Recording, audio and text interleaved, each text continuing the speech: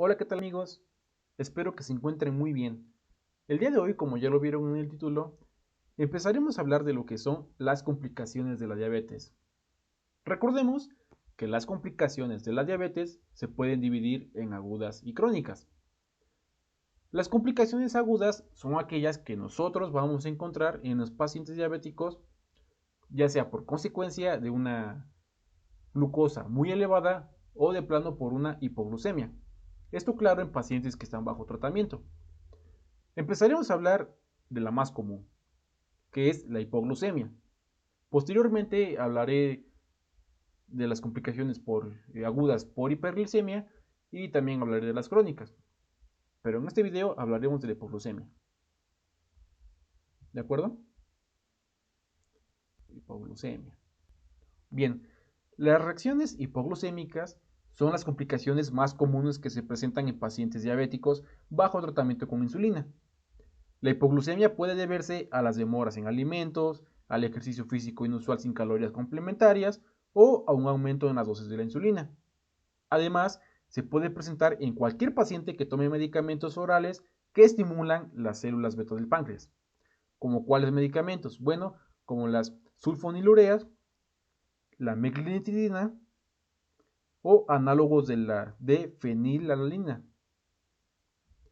Esto es en especial en pacientes que ya son mayores, en pacientes de la tercera edad o en ancianos, también en pacientes que padecen de enfermedad renal o hepática o si toma otros fármacos que alteren el metabolismo de las sulfonilureas. ¿Como cuáles? Bueno, dentro de los fármacos que pueden alterar el metabolismo de las sulfonilureas tenemos la fenilbutazona, las sulfonamidas o incluso la warfarina. ¿De acuerdo? Bien, empezaremos a hablar de los signos y síntomas. Los signos y síntomas, de la hipoglucemia pueden dividirse en los que resultan de la estimulación del sistema nervioso autónomo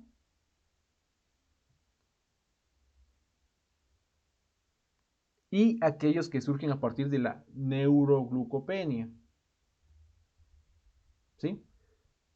Es decir, la neuroglucopenia se refiere a la glucosa suficiente para el funcionamiento normal del sistema nervioso central. ¿De acuerdo?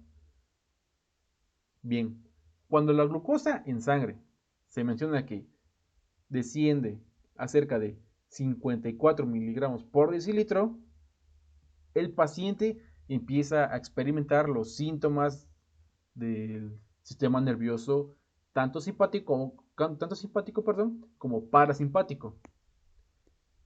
Del sistema nervioso simpático, nosotros podemos encontrar síntomas como la taquicardia, palpitaciones, sudoración y temblor. ¿De acuerdo?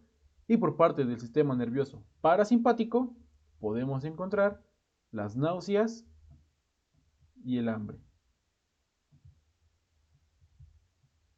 principalmente. Si estos síntomas autónomos se ignoran y las concentraciones de glucosa descienden aún más, se menciona que a cerca de 50 miligramos sobre decilitro, aparecen los síntomas neuroglucopénicos. ¿Como cuáles? Aparecen síntomas como la irritabilidad, la confusión, la visión borrosa, cansancio, cefalea, dificultad para hablar. Estos principalmente.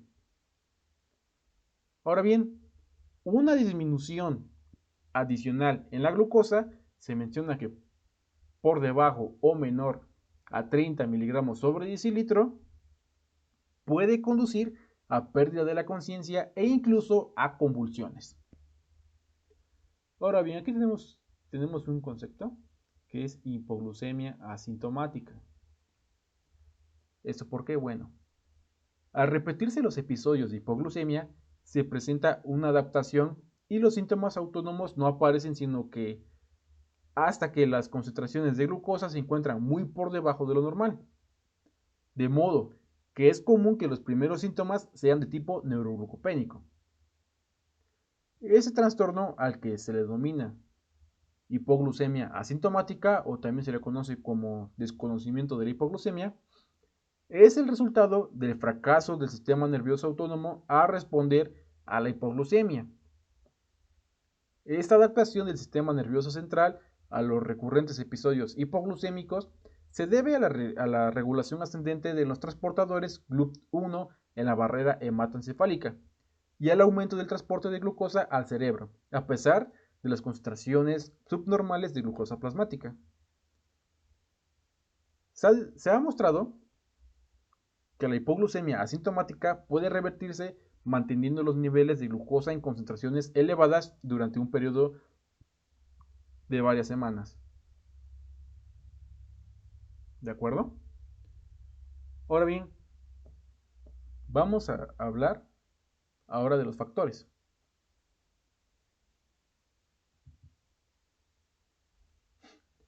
La hipoglucemia en pacientes diabéticos bajo tratamiento con insulina se presenta a consecuencia de tres factores. Número 1, cuestiones conductuales. Número 2, alteraciones de los sistemas contrarreguladores. Y número 3, complicaciones propiamente dichas de la diabetes. En cuanto a las cuestiones conductuales, incluyen la inyección de cantidades excesivas de insulina para las cantidades de carbohidratos que se ingieren. También beber alcohol en exceso, en especial con el estómago vacío. Esto también puede provocar una hipoglucemia. En pacientes con diabetes tipo 1, la hipoglucemia puede presentarse durante el ejercicio o incluso varias horas después del mismo. De modo que es necesario monitorear los niveles de glucosa y ajustar los alimentos ingeridos y las dosis de insulina. A algunos pacientes no les gusta tener altas concentraciones de glucosa y dan un tratamiento agresivo en cualquier elevación. Estos pacientes que apilan sus dosis de insulina, es decir, que se inyectan otras dosis de insulina antes de que la primera inyección haya surtido su efecto completo, pueden desarrollar obviamente una hiperglucemia. En cuanto a las cuestiones contrarreguladoras que producen la hipoglucemia, incluyen la alteración de la respuesta de glucagón. ¿Sí?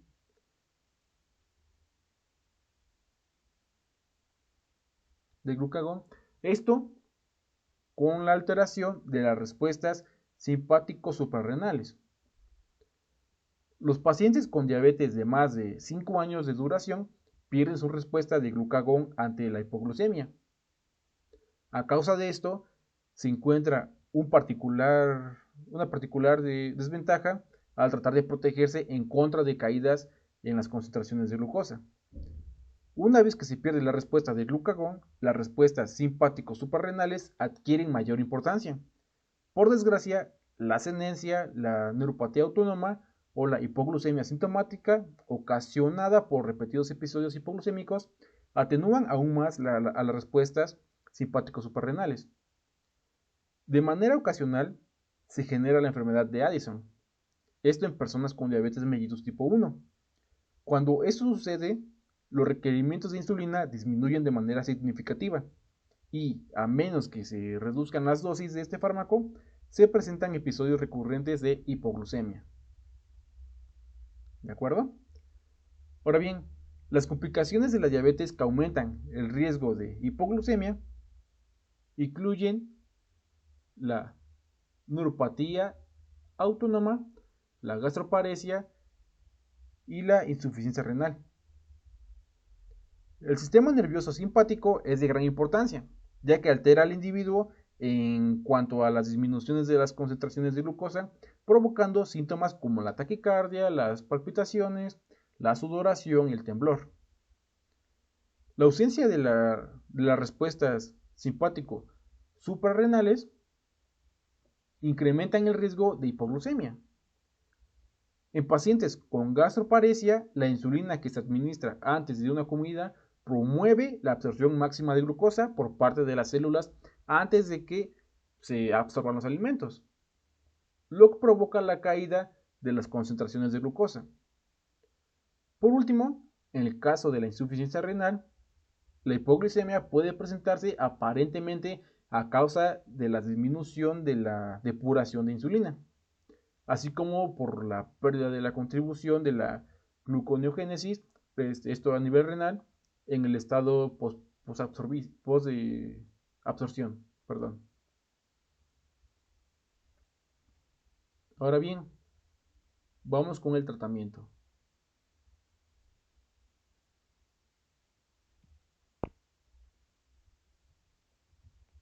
Perdón, vamos con el tratamiento.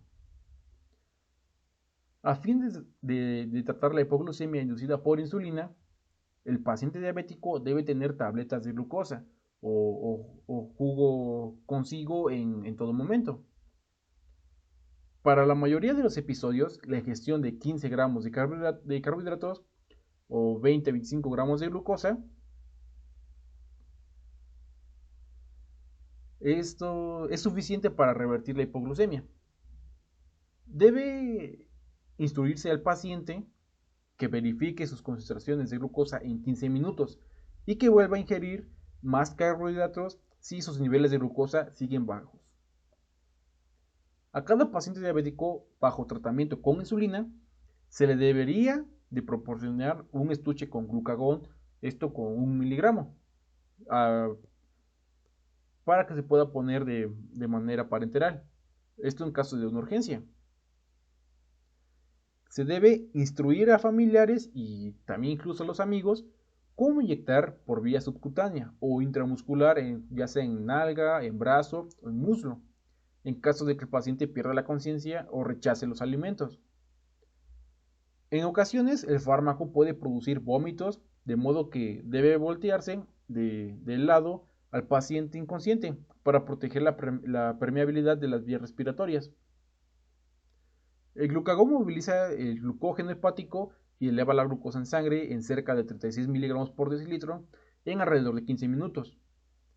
Después de que el paciente recupera la conciencia, deben de administrarse carbohidratos adicionales.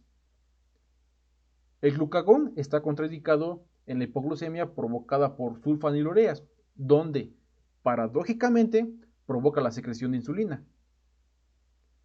Las personas que padecen diabetes y que están bajo tratamiento con hipoglucemiantes también deberían portar un brazalete o collar de alerta médica o llevar una tarjeta similar en la cartera. Ahora bien, los médicos, en caso del personal de salud que esté tratando la hipoglucemia, puede dar o podemos dar 50 mililitros de solución de glucosa al 50%. Esto por infusión intravenosa rápida. Si no hay terapia intravenosa disponible, se puede también inyectar 1 miligramo de glucagón por vía intramuscular. Si el paciente se encuentra con sopor y no hay glucagón disponible, pueden colocarse cantidades pequeñas de miel o también jarabe de arce o incluso gel de glucosa, esto a 15 miligramos, dentro del vestíbulo de la boca, aunque en términos generales está contraindicada la alimentación, esto en los pacientes inconscientes.